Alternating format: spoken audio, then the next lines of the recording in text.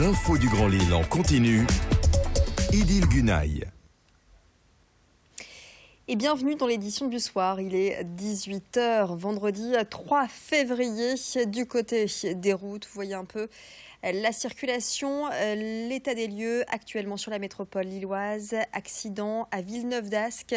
Ça se passe peu avant la sortie centre commercial de V2 en direction des 4 cantons. Attention puisque le trafic est à l'arrêt depuis la courbe de Babylone. Accident également sur le périphérique sud de Lille entre le lycée Baggio et le CHR en direction de l'A1. Résultat, il y a quelques ralentissements également. Et puis notez les traditionnels ralentissements à Fâche-Tuménil et les 15 sur l'autoroute A1 dans les deux sens de circulation. Circulation en revanche fluide sur l'A22 et sur la rocade nord-ouest. Les chiffres encourageants mis en avant par Pôle emploi dans les Hauts-de-France. Pôle emploi près de chez nous fait le bilan de l'année 2016 avec 2 millions d'entretiens réalisés ou encore 3300 projets de création d'entreprises accompagnés. Autre chiffre, 575 000 demandeurs d'emploi dans les Hauts-de-France, 259 000 dans le Nord et 136 000 dans le Pas-de-Calais. Les Hauts-de-France enregistrent l'une des meilleures croissances en termes d'embauche, moins 3,4% de demandeurs d'emploi de longue durée et plus 350 000 retours à l'emploi. C'est 20 000 de plus par rapport à 2015, l'année précédente. Objectif pour 2017, accompagner les entreprises en détectant les profils adaptés. Alors on voit bien qu'on va rester sur un haut niveau de besoin des entreprises en matière de recrutement pour tout type de contrat, court ou long, sur des territoires. Et donc notre sujet, ça va être vraiment de trouver les bons candidats pour ces employeurs. Et donc, on va retravailler en fait tous les curriculum vitae des demandeurs d'emploi pour les mettre dans une approche plus ouverte au regard des recruteurs et moins cloisonnée. Et on va faire la même chose avec les entreprises pour que les offres d'emploi parlent plus de compétences que de métiers. Dans le reste de l'actualité, le grand angle aujourd'hui de la rédaction de Grand Lille TV consacré à un bras de fer entre le maire de Vambrechy et un habitant de la commune. Cela fait 5 ans que Rudy Medbach est propriétaire d'un terrain en zone agricole sur lequel il a fait construire un bungalow. Et il y a également installé l'électricité. Sauf que la mairie dénonce des installations illégales. Rudy Medbach, issu de la communauté des gens du voyage, se dit victime de discrimination. Le maire, de son côté, se défend. Le reportage est signé Vincent Vieillard. Depuis 2012, Rudy Medbach est propriétaire de ce terrain situé chemin du Château des Bois à Vambrechy. Il décide ensuite de remblayer ce terrain et installe ses caravanes où il vit avec ses enfants. Et il installe un bungalow dans lequel on retrouve une petite cuisine, une table, des chaises, un canapé et une télé. Il n'y a pas de fondation du tout, il est en hauteur. C'est du préfabriqué, on peut l'enlever quand on veut. Depuis plusieurs années, les relations avec la mairie sont tendues. La mairie a par exemple fait installer des rochers à l'entrée du terrain. Il y a eu un constat d'huissier qui a été effectué. Pas longtemps après, on nous a enlevé les rochers, mais on a eu beaucoup de mal pour faire enlever ces rochers. Ce qui n'est pas logique, c'est notre terrain, c'est notre propriété. C'est comme si on venait chez un particulier, n'importe qui, et qu'on mettait des rochers devant son entrée pour empêcher l'accès.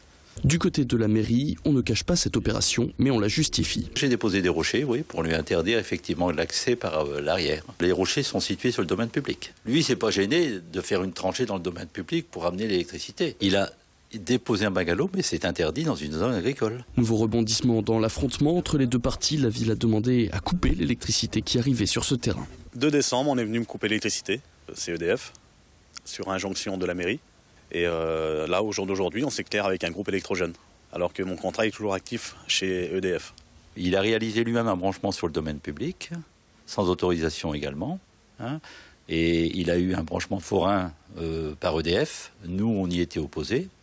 Mais le branchement forain, les lois font que c'est pour une durée provisoire. Et là, pendant 2 ans, il a bénéficié de l'électricité. Et à un moment donné, comme il n'avait pas les autorisations d'urbanisme, EDF nous a écrit et on lui a répondu qu'il n'y avait toujours pas d'autorisation d'urbanisme. Donc, ils lui ont coupé l'électricité, ce qui est logique. Incompréhension du côté de la famille Medbach qui s'estime victime de persécution et de racisme.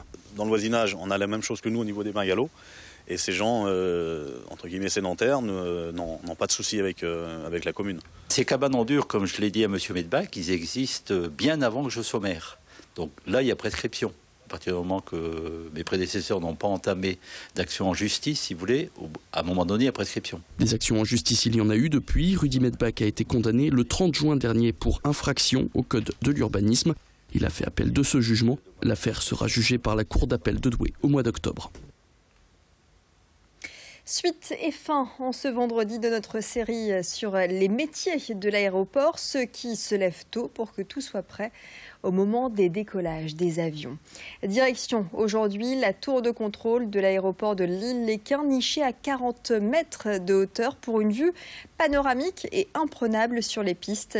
Ici, les aiguilleurs du ciel gèrent le trafic des avions sur les pistes, mais aussi dans les airs, des côtes de la Manche à la ville d'Albert dans la Somme. Et ils ne gèrent pas uniquement les vols commerciaux. Les avions de tourisme, les écoles de pilotage et les centres de parachutisme contactent également la tour de contrôle de Lesquin. Une permanence assurée 24 heures sur 24. Explication complémentaire au micro de Clotilde Le Guévec. Il y a toujours quelqu'un, il y a une certaine continuité. Il n'y a pas de fermeture du contrôle aérien. L'aéroport lui-même de Lille-Lesquin connaît une baisse d'activité durant la nuit. Il y a de temps en temps des appareils, des vols charters qui atterrissent la nuit, mais en général le trafic est assez faible au niveau de l'aéroport.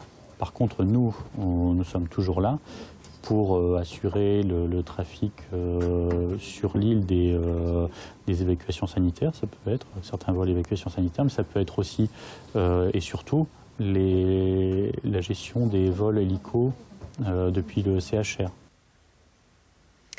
Et puis Xavier Bertrand a réuni ce matin au Conseil régional les acteurs de la filière automobile avec 7 constructeurs automobiles dans les Hauts-de-France. Notre région est la première de France en termes de production de véhicules.